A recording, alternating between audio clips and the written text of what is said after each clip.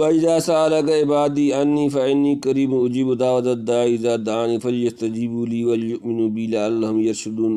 آسان ترجمہ: وَإِذَا، اور جب سَأَلَکَ آپ سے پوچھیں عبادی میرے بندے عَنِّی میرے متعلق، فَإِنِّی تو میں قریب اجیب میں قبول کرتا ہوں، دعا الداعی پکارنے والا، اذا جب دعانی مجھ سے مانگے، فلیستجیبوا پس چاہیے حکم مانے، لی میرا، ولیؤمنوا اور ایمان لائیں، بھی مجھ پر، لعلہم تاکہ وہ یرشدون وہ ہدایت پائیں۔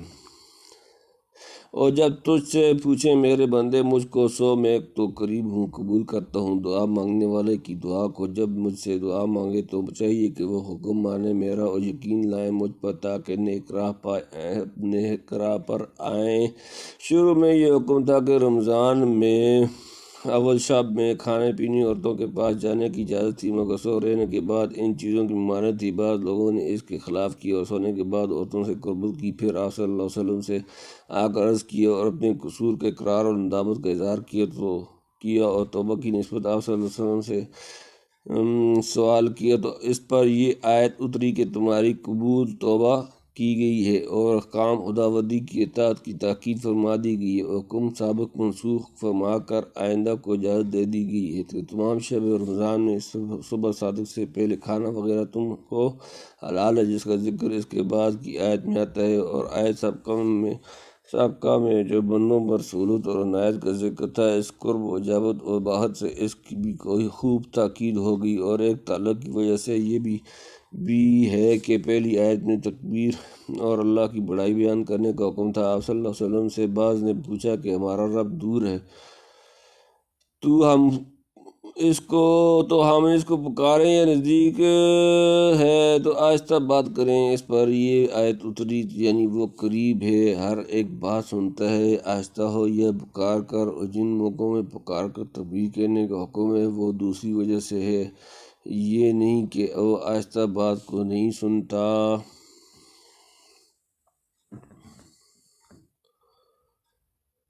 أُحِلَّ لَكُمْ لَيْلَةَ الصِّيَامِ الرَّفَثُ إِلَىٰ نِسَائِكُمْ هُنَّ لِبَاسٌ لَكُمْ وَأَنْتُمْ لِبَاسٌ لَهُنَّ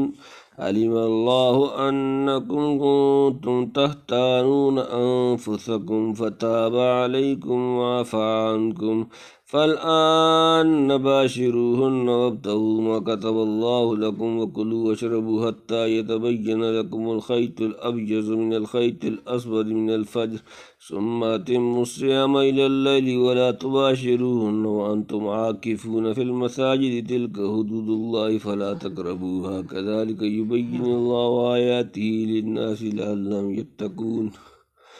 آسان ترجمہ: احل جائز کر دیا گیا لکم تمہارے لیے، لیلۃ رات، الصیام روزہ، الرفث بے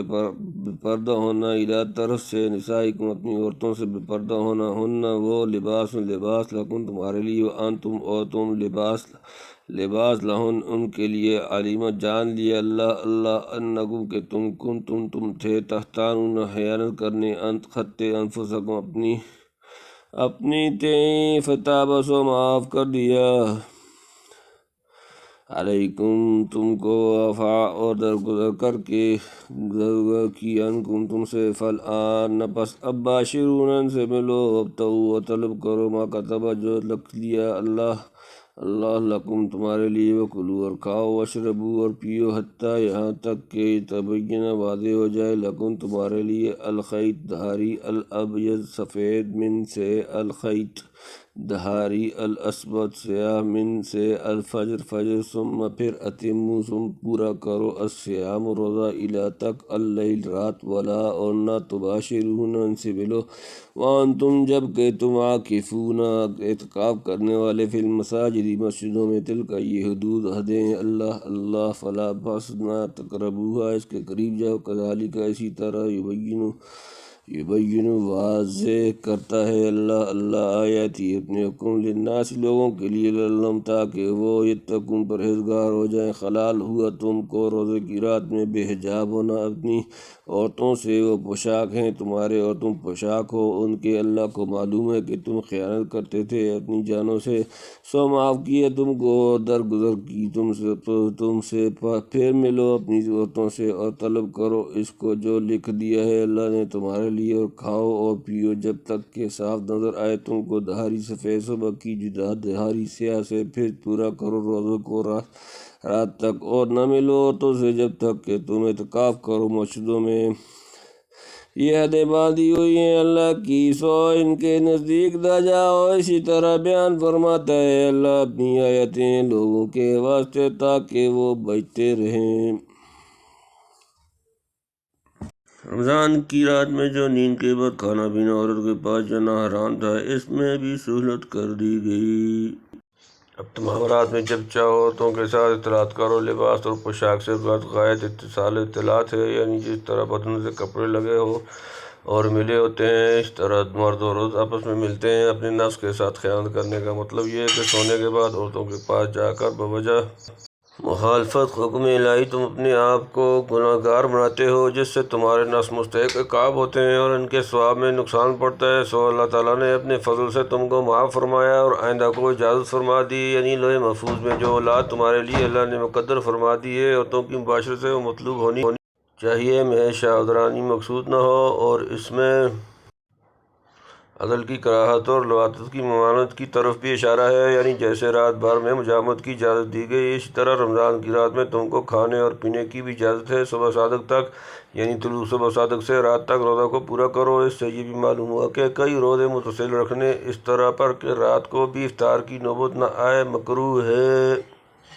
یعنی روزہ میں تو رات کو مباشرت کی اجازت ہے مگر اعتکاف میں رات دن کسی وقت عورت کے پاس نہ جائے۔ روزہ اور اعتکاف کے متعلق جو حکم دوبارہ حلت و حرمت مذکور ہوئے، یہ قاعدہ اللہ کے مقرر فرمائے ہوئے ہیں اور ان سے ہرگز باہر نہ ہونا بلکہ ان کے قریب بھی نہ جانا، یا یہ مطلب ہے کہ اپنی رائے یا کسی حجت سے ان میں سر متفاوت نہ کرنا۔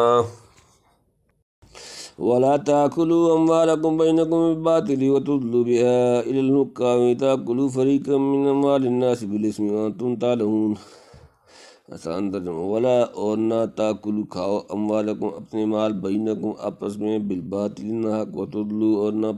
پہنچاؤ، بہا اس سے، الی الحکام حکموں تک، لتاکلوا تاکہ تم کھاؤ، فریقاً کوئی حصہ، من سے، اموال مال، الناس لوگ، بالاسم گناہ سے، وانتم اور تم، ظالمون جانتے ہو۔ اور نہ کھاؤ مال ایک دوسرے کا آپس میں ناحق، اور نہ پہنچاؤ ان کو حاکموں تک کہ کھا جاؤ کوئی حصہ لوگوں کے مال میں سے تم کر کے ناحق۔ تم کو معلوم ہے روزے سے طہارت نفس مقصود تھی، اب تطہیر اموال کا ارشاد ہے، اور معلوم ہو گیا کہ مال حلال تو صرف روزے میں اس کا کھانا منع ہے، اور مال حرام سے روزہ مدت العمر کے لیے ہے، اس کے لیے کوئی حد نہیں، جیسے چوری یا خیانت یا دغا بازی یا رشوت یا زبردستی یا قمار یا بیع ناجائز یا سود وغیرہ۔ ان ذریعوں سے مال کمانا بالکل حرام اور ناجائز ہے۔ نہ پہنچاؤ حاکموں تک، یعنی کسی کے مال کی خبر نہ دو، ظالم حاکموں کو یا اپنا مال بطریق رشوت حاکم تک نہ پہنچاؤ کہ حاکم کو موافق بنا کر کسی کا مال کھا لو، یا جھوٹی گواہی دے کر یا جھوٹی قسم کھا کر یا جھوٹا دعویٰ کر کے کسی کا مال نہ کھاؤ، اور تم کو اپنے ناحق پر ہونے کا علم بھی ہو، اور تم کو اپنے ناحق پر ہونے کا علم بھی ہو۔